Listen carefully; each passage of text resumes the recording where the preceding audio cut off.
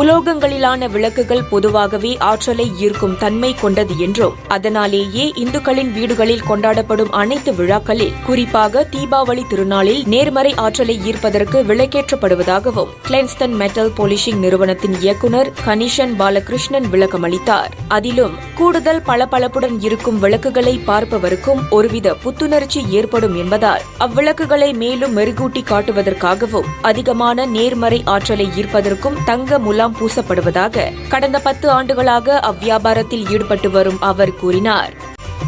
அதேவேளையில் விளக்குகளை சுத்தம் செய்யும் பாரம்பரிய வழிமுறைகளை காட்டிலும் தாங்கள் தற்போது பயன்படுத்தும் புதிய தொழில்நுட்பம் அவற்றை புதிய விளக்குகளாகவே மாற்றியமைப்பதாக கணேசன் கூறினார்.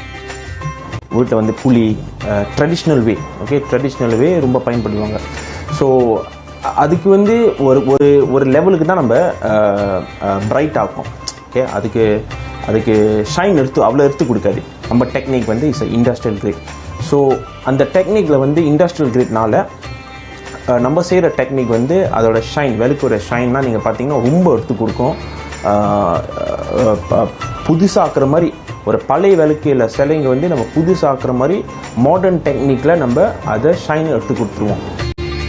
விளக்குகளை பாதுகாக்க, அதாவது அவை எளிதில் கருகாமலும் பச்சை நிறத்தில் பாசி படியாமல் இருக்கும் வகையில் தற்போது திரி ஹோல்டர் எனப்படும் திரியை வைப்பதற்கான கருவி பயன்பாட்டிற்கு வந்துள்ளதாக கணேசன் குறிப்பிட்டார். இப்புதிய கருவியின் பயன்பாட்டினால் நம்மளுக்கு வந்து இந்த திரி ஹோல்டர், இது வந்து ஒரு புது திரி ஹோல்டர், மலேசியன் மேட் திரி ஹோல்டர் வந்து இந்த விளக்குக்கு வந்து ப்ரொடெக்ட் பண்ணுறதுக்கு நம்ம தயாரிச்சிருக்கோம். அண்ட் இந்த தீபாவளிக்கு வந்து கிட்டத்தட்ட ஒரு ஓவரால் வந்து ஒரு 40,000 யூனிட்ஸ் நம்ம விற்றுருக்கோம். ஒரு ஒர்க்கிங் ஆப்பர்ச்சுனிட்டி வந்து நம்ம உருவாக்கியிருக்கோம். நம்ம இந்த ப்ரொடக்ஷன் அதோட டிமாண்டுக்கு வந்து ஒரு ப்ரொடக்ஷனுக்கு வந்து நம்ம உருவாக்கியிருக்கோம்.